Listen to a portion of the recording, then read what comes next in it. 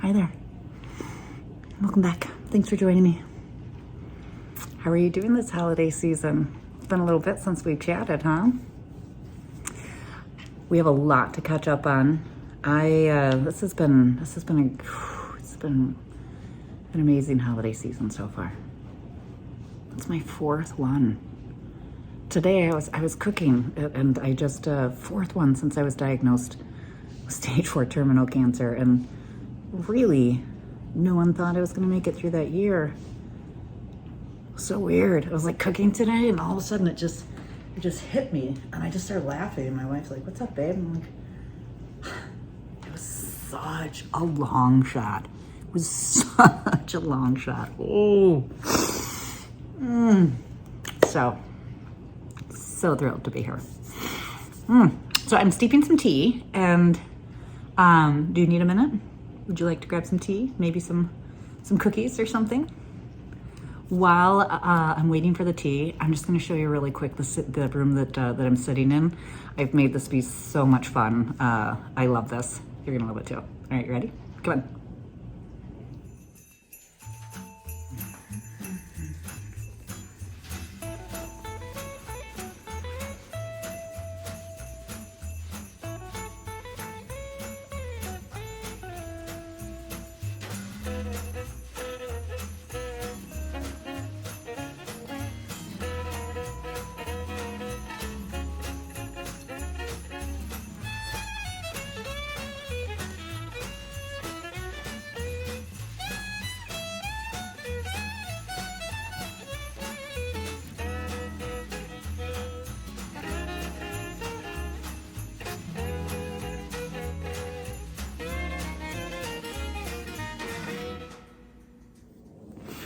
All right, isn't that a beautiful room to hang out in? I just had to show you so that you could see what I'm surrounded by. And I cannot take credit for it at all. My wife loves this holiday. She loves it so much. Like, you know my passion for Halloween, right? She loves it so much. Everything you saw, pretty much she wakes up before I even like stir on December 1st, and she has the place decorated by the time it's time for coffee for me. She's so excited. I will say I do appreciate, we do decorate the tree together, and it's quite a lovely time because I don't know, for the last 20 something years, we usually collect 2 new Christmas ornaments every year, and we add it to the collection, right? So as you can imagine, we have a really wonderful collection, and every Christmas ornament has a story. It might be a story of travel. We might have picked it up. It might be a destination. It might be just something funny between us, but there's always a story behind the ornaments. And so it's a really lovely time to decorate the tree together and share the stories of where we got it. And a lot of the decoration that you saw, even on the mantle and such, we always pick up like one new thing to add to the decor a year, and it has a story. So yeah, it's so cool because I have to say, you know, I was thinking about I'm definitely I'm gonna say that I am probably like neither my wife and I are into Christmas at all, but we are so into American Christmas, right? The tchotchkes, the access, the yes, Jimmy from Scotland, the commercialism of it all. We are here for it. We are the gift-giving ants that we take great pleasure in the American Christmas that we have created. And it's fun to see that we have built a lot of traditions that I didn't even realize, and that I'm still here for it, right? I'm still here for it. It's interesting. I think I love the holidays because I feel like they start in the summer, really, right? Because that's when you're grilling and you're barbecuing, and there's so much festivity going on, music festivals and art festivals, and people are celebrating, and it just kind of rolls into them. There's all these harvest festivals that happen. I mean, you know, there's a ramp festival, a blueberry festival, a cheese festival. Like, it's just wonderful. And then you just keep on going, right? And it's I think because over the years, I've been invited to celebrate. So, you know me, if there's food being offered, I am there. I will follow whatever your traditions. I need to put some water on myself and do whatever I need to do for you to feed me some delicious traditions that you have. Yum, yum, yum. And so I think that's the other thing that's really cool about going into fall, because then there's like everything, right? Like, you have friends that are like breaking a fast from Ramadan, and so now yum yum yum, what you know, or Diwali, or like whatever. There's just so much there's so much celebration going on around the world all the way into the new year. It doesn't even stop on January 1st, right? Because you've got Chinese New Year in third week of January, I think, right? So it just keeps going. That's why I would consider myself a holiday tourist. Love it. Love it. And I'm just so grateful to be here. Guys, I was, yeah, I mean, I told you today, it just hit me.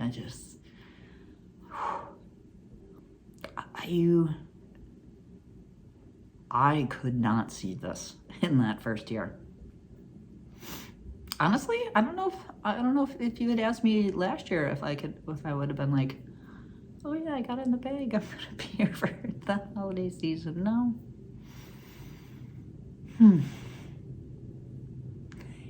And to be able to like come into the end of this year with the amazing travel that I've done, and also like re-entry into the world somewhat, because we haven't had a chance to sit down because I've just been like chemo travel.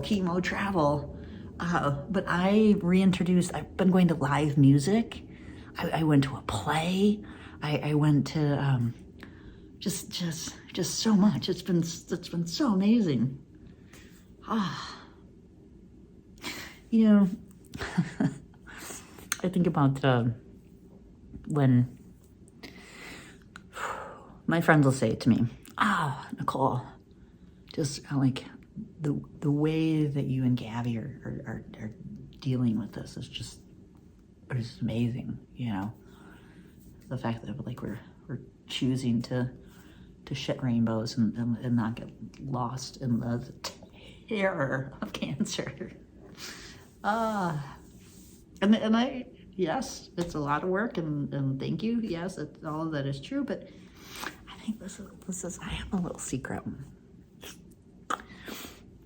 I really actually wasn't handling it so well towards the end of like my COVID isolation. I mean, I was, because what fucking choice do you have, right? So if you remember that first year of cancer, I know we didn't talk because I couldn't, but that first year of cancer, oh my God, I like dug myself out of some incredible hole, just the physical hole, right? All those surgeries and chemo and stuff, and it was like, we were like, you're gonna live to the next month. Wasn't sure I was gonna be here the next month, right? And I dug myself out, and I just remember being like, yes, I made it to my birthday. We had all of my friends and my wife threw me this most amazing birthday party, all just celebrating. And I remember, my birthday's in February, okay? So So remember, COVID was in like, what, March? So it's my birthday, and I'm like, I'm here, okay, I got this. And I just had a conversation with my oncologist, really deep, brutal conversation, which I very much appreciated because I appreciate that she has these conversations with me. I invite them, but it was a conversation about like how aggressive my disease is, and when they lose control of it, which is applicable today too, even with as little cancer as I have in my body, but it's such an aggressive disease that when that bridge breaks, it's just gonna run. And I probably will have 6 months and I'll be gone. Right? I was like, okay. And I went to this meeting with my dear friend, Natalie. Natalie so kindly raised her hand to be my power of medical. Because I don't think just because your sister's your sister, your wife's your wife, or whatever, that they should have to make decisions for you in the end that they don't want to make or be part of, right? They should have an out. And I strongly believe in that. That's why I raised my hand for my friend Kevin to be his power of medical, because he had sisters, very loving sisters and mom, but they did not deserve to have to do that in the end. So that was, yeah. Anyways, Natalie was in the meeting with me. We walk out, and she asked me, all right, well, what do you want to do with the rest of your time? Whew. Okay. You know what? The fact that I'm back on my feet and I get to answer this, okay. Well, I'm gonna make the best of this, and I'm gonna make some dreams come true, right? And then bam! I have my birthday. We invite 70 people. So we had 70 people in our house from around the world as all of these rumors were happening about this crazy disease and this crazy cold that people were catching, right? Literally 70 people from around the world. I can't believe that we didn't, that didn't quit. Thank God. Anyways, then the world shuts down. Okay. Well, I'm just so grateful that I'm safe and you know, my wife and we've got resources. Oh, okay. And then time goes on. Oh my God. This is like so incredibly deadly for people immunocompromised. Well, shit, man. I've fought the hellish. I can't even tell you the places I went to get through that first year. Ooh-wee. So, okay. Just gotta chill. Just be grateful to be here. Time goes on, right? Well, I started to struggle because I obviously didn't want to get anything, but I also, I have family in Canada. The border closed. I wasn't sure I was gonna get to see them again. I wasn't worried about my sister. My sister and I, she would have drove through an army to get here. But I was starting to get a little angry, I think, just angry at the circumstances. Unfortunately, I guess, when the world started to open back up again, my wife, as you remember, had to go back to traveling. That was the really awesome thing about COVID, though, was that my wife got grounded, like from her job, got grounded. So we did get to hang out together all the time, and she got to be here for a lot of things that she wanted to be here for, which is really wonderful. But then when she started to travel again, she started having anxiety attacks because she was like, I'm going to bring something home and I'm going to kill you. No. Couldn't have that. So you remember I said, babe, I'm gonna do it with you. If I don't have chemo, I'm just gonna travel with you.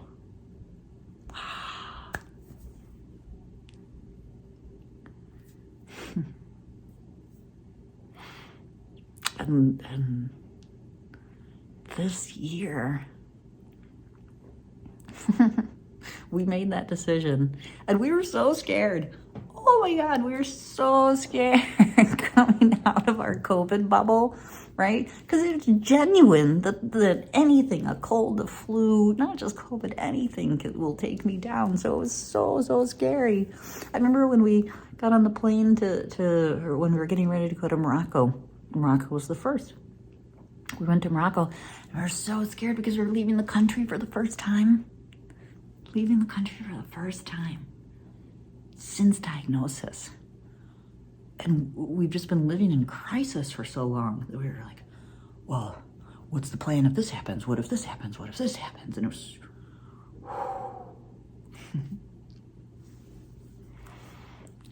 So glad that we made that decision. I'm so glad that we worked through that fear.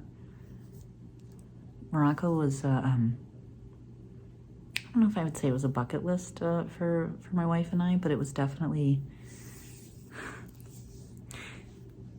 you know, I have lived a life well lived. My grandmother taught me to make sure that you live for today, you grab what you want, and I have. The one Morocco, I remember my wife and I we went to the Alhambra. Oh man, if you do not know what the Alhambra is, look it up. It's amazing. And go visit it. It's mind blowing. Anyways, we went to the Alhambra and we were like, oh, Morocco's so close. You know, should we go? No, we'll come back. We'll come back just for Morocco. We'll give it its due. Not just a day. That's insane. Well, we definitely didn't think that we were going to get back to Morocco, and we talked about it a lot, so it was a big deal. And so to go to Morocco was great. And then on the way back, we went to Madrid. We had a layover, and my wife and I always took layovers in Madrid together when we traveled. So we've been there so many times I can't count. And we did a layover for dinner. Well, that was the beginning of this months ago. Do you know I just added up all of my travel, and I know we haven't even chatted since before London. I think 12 trips total. 12 trips total my wife and I have taken over the last 6 months. Chemo fun. We went to Morocco, Madrid, Iceland, Helsinki, Colorado. We'll have to come back to Colorado. We went to New York City just to be tourists. You know,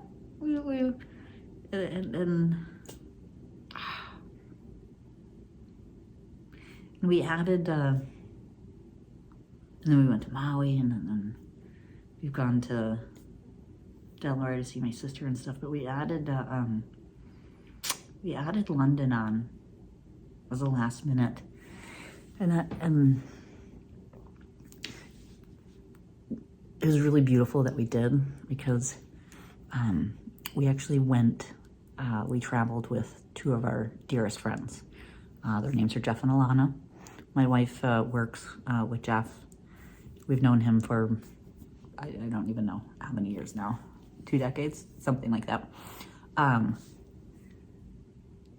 his wife and I are very good friends. This woman, it's funny because we haven't known each other that long, maybe like 6, 7 years, 8 years, I don't know, something like that. Anyways, when my wife had to go to this meeting in London, It was for a day, and she was like, oh my gosh, this is so much. I was like, babe, let's turn on this to the fun. I'll go with you. We'll go see the Festival of Lights in London, right?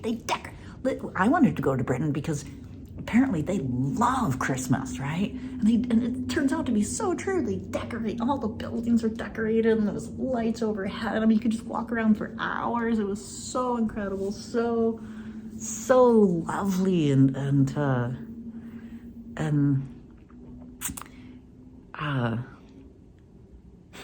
when my wife said she had to go to London, I called Alana and said, is Jeff going? Because you've got to come. Like, we got to do this together. Because Alana is the one, if you remember, we went to Paris together.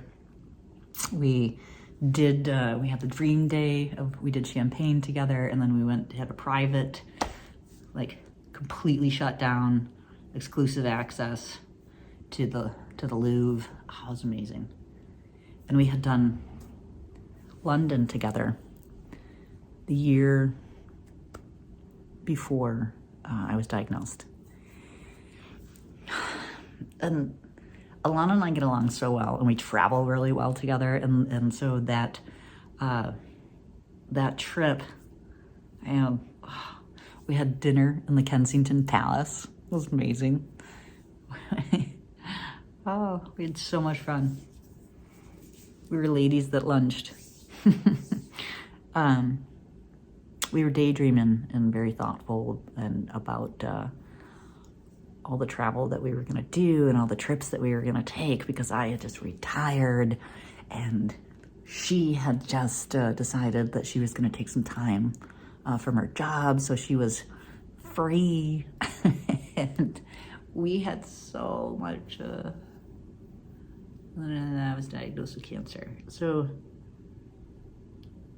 to go back to London and to go with these two who are our dear friends, and to just do it kind of like as a normal trip, like we were just going to check out the Festival of Lights, which was just really awesome, and we went out to dinner. That was the first time I've gone out to dinner with this couple, but we hired a private dining room that was exclusively just for us, because I've been too afraid to go out for dinner. So I always ask myself the question during these travels is it worth it? Because I've traveled around the world, and I definitely mask in crowded spaces, mask indoors, don't eat indoor, there's, I make a lot of decisions that I feel I need to make for myself that are safe. But when we went to London, this was, I don't know, I feel like we needed it. It was just so normal and so awesome. We went out to dinner twice. And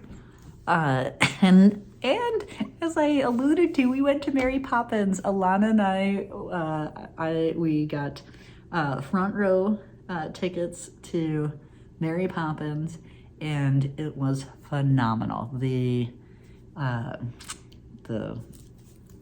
outfits were great, the set was great, the music was great. Oh my God, there was 2 kids in this movie. There's a little 6-year movie on the stage. There was a little kid, he was 6 years old. And then this girl that was probably 11, they crushed it. I mean, I'm so blown away. And at the end of the musical, when they're all coming out to get their claps and stuff, and because I was in Britain and they're definitely a little bit more reserved than us Americans are, so it was just oh, lovely. But dude, those kids came out to take their bow, and I was out of my seat. I was shouting, screaming, hooping, hiding. They deserved it. That was amazing. And I think I caused a few other people to get up, which was nice. But I will say, the couple next to me, I did warn her when I sat down. I said, I just want you to know, I'm very enthusiastic and excited about this, and I'm American. And she laughed, but she gave me the nod like she knew what I was saying. So it felt so amazing to just, the thing I love about this friend, Alana, which I couldn't have done any of these trips. I couldn't do half of what I do in my daily life if it wasn't for my wife. My wife is constantly making sure that I get to make my choices and live the best life that I can. For sure.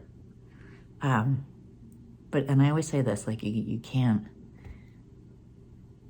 go through cancer alone, or you shouldn't have to go through cancer alone. And I'm so fortunate, because I have so many friends around me, such as this friend Alana. You know, I have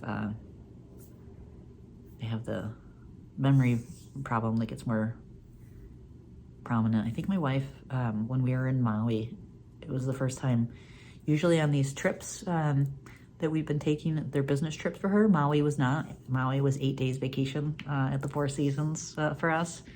But she was with me for every day, and I think she got to see some of that a little bit. Like, there was a lovely gentleman that apparently I had a full conversation with in the lobby, and then we saw him in another part of the resort, and he came to continue the conversation. He starts talking to me, and I'm just staring at him, and then he's just looking at my confused look, and I was like, I don't know what you're talking about. I don't know who you are.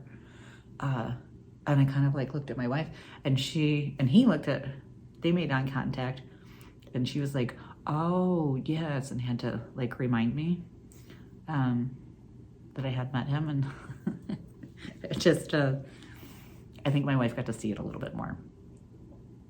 My friend Alana gets to see it all the time, because we talk all the time, and the funny part is that she knows that like there's certain things that like I'm fearful of, because like I get lost, or I have I have conversations in my head that I think are out loud, but they're not. And so I can call this friend and be like, listen, I just had a 2-hour conversation with you, and I did not enjoy the results of it. And she will participate. And she, yeah. So she knew that how lovely it was to be able to walk around London together. I probably would have got lost without her. So just coming into the end of the year, I think we all are taking the time somewhat to examine things, right? And as I look back over the last several months, not only the travels, not just Morocco, Madrid, Iceland, Helsinki, Colorado, New York, Delaware, where else did we go? Maui, London, Canada. Yes. Oh, we went to Canada. So London was just this, like, we just threw it in at the last minute, and so we just went, and it was fantastic. It was so awesome. And then we came home, and I did chemo, and then we went to Canada, and we got to go back to visit family for the first time in 4 years. And it was intense. It was beautiful. My nephews. There's many times I didn't think I was going to get to play with them again. That was really, really awesome. It was a hard trip too. My father-in-law, he died 6 weeks before I was diagnosed. And so my wife hasn't really ever had a chance to process that. And so then this was our first time home was hard for... I've never gone to visit her family and not been greeted by my father-in-law at the front door. He was always so excited we were there. It's like giddy like a child. So it was beautiful, and I think I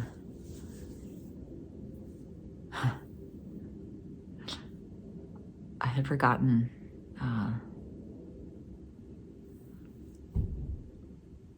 when my father-in-law died. We were there, and I think I was already sick by that point, but it hadn't really hit me yet. I remember I had this flashback of when I was in my mother-in-law's kitchen of 4 years ago, standing in her kitchen, holding on to the center island, because I thought I was gonna like go down, and I thought, what is? And I thought, gosh, is this emotions?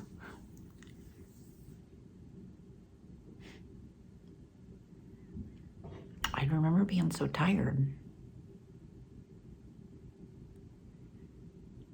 but I don't know. I didn't think it was anything. I'd said goodbye to my friend Kevin that year. I'd said goodbye to our dash hound who was 15. I said goodbye to my father-in-law. I just assumed it was emotions, but on this trip, I just had this deja vu moment of like, or just this memory moment of,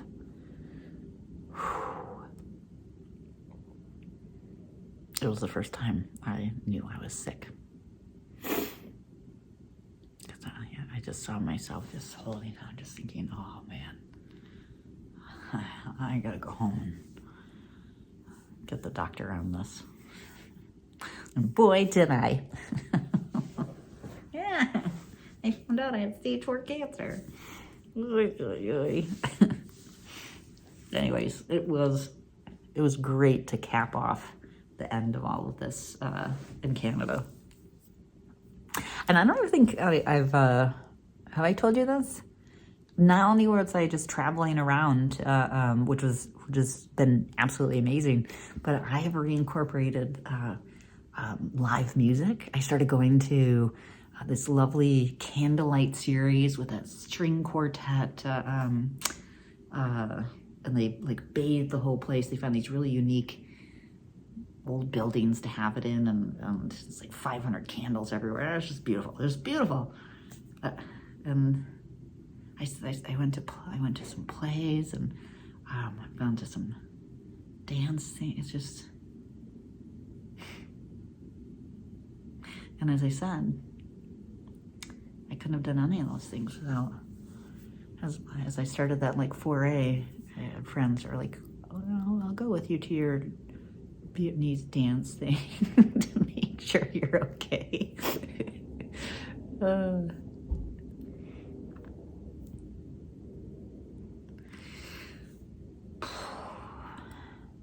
It's been great. Don't get me wrong, there's been a lot of heaviness in the last couple of months. There's been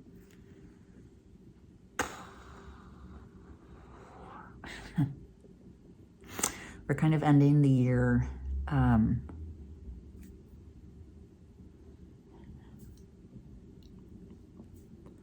we're having to reset right now. and look for some new science and yeah.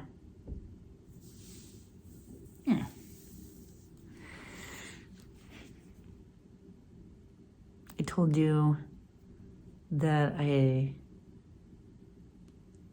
I've been working with this radiologist, wonderful radiologist. I attribute the last year of my life to this man, because he's been willing to do some fancy new stuff on me, and he has been. But unfortunately, there's a cap to how much radiation you can have in your body And so I shared this with you. He told me that he thinks you were coming to the end of that, and of what he can offer, probably. Okay, all right. We'll see. I am gonna be doing one more. He's gonna get a couple more before we say that, which is great. And the exciting thing, though, for the last several months, I've just been, well, I shouldn't just been. You know, all this travel came after the first, 6 months of the year where I had 2 ablation lung surgeries, 2 collapsed lungs, hospitalized, radiation, like intensive therapy, treatment. And then we went traveling around the world. Now we have to come back and pay attention to cancer again, because stupid fucker won't leave. But there is a doctor in California that has published some really cool stuff, some gene therapy and I don't know, but it's exciting. It's new science, and I have an appointment with him. Yeah, so I'm gonna go see him soon, which is why I really just wanted to take the last couple weeks while we haven't chatted. My wife and I needed a reset. We've had an amazing year. We got to kill a bunch of cancer, and then we got to go out into the world and we did some bucket list things for me, some bucket list things for my wife that were us together. It's been great. But unfortunately, now I have to put my focus back. Yeah. Tomorrow's chemo and a full body CT scan. I normally get them every 3 months, but it's been 4 because I just didn't want the information, to be honest. Hopefully that wasn't a dumb decision, but I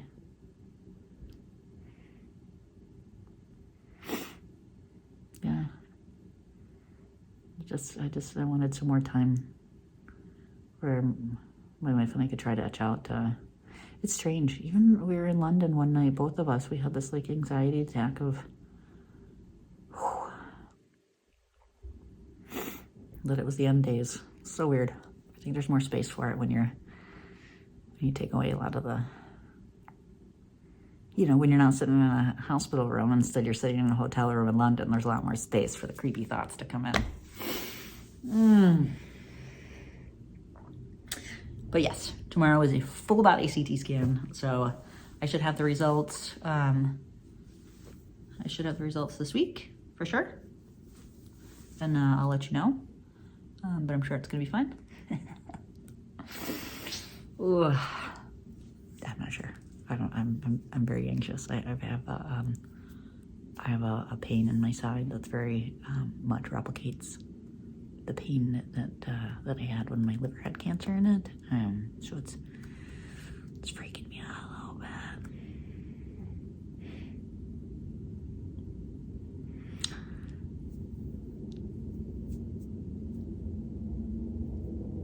It's funny.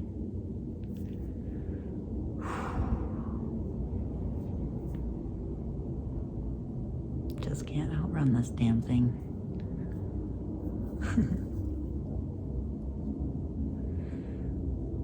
It's okay. I've got a lot to make myself smile with.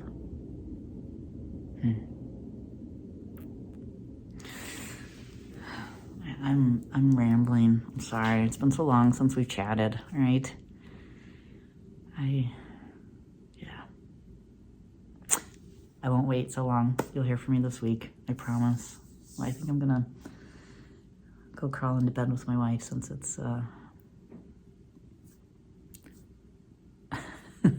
since we have to go Center tomorrow. But you know, I'm gonna do it in my fashion. I've got cookies to pass out. I've got a beautiful holiday onesie I'm gonna decorate or decorate myself with. Besides, honestly, to celebrate my 4th holiday season, which just no one understands how this is possible.